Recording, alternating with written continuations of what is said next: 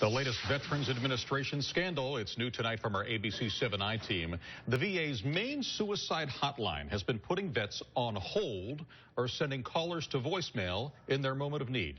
Eyewitness News investigative reporter Chuck Gowdy joining us with the story. Chuck. Alan, this is especially disturbing because 22 American military veterans commit suicide every day.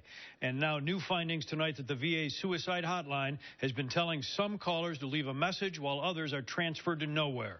But the I-Team has learned that a new report by the VA Inspector General should come as no surprise to official Washington. They were given a similar report 6 years ago.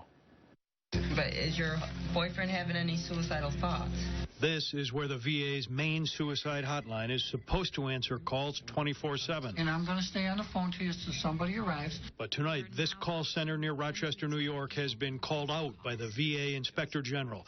According to this report, whether the calls are from Chicago or Albuquerque, 1 of every 6 calls to the suicide line are redirected to backup centers because the crisis line is overloaded. Sometimes the calls are sent to voicemail. It is not the impressive image portrayed in these Veterans Administration public service announcements.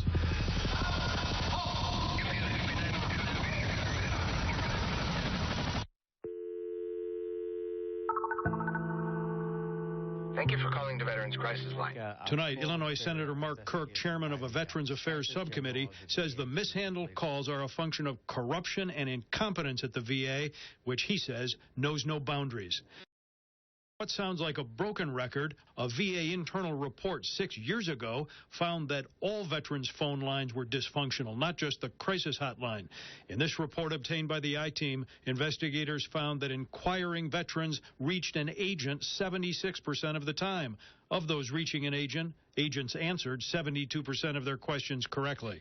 The latest swipe at VA services comes as more veterans need help after Iraq, Afghanistan, or even aging Vietnam vets. Calls to these VA crisis centers are up 40% in the last reporting period.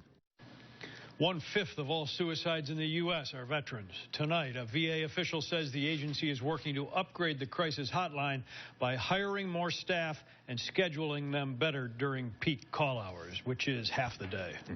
All right, Chuck. Thanks.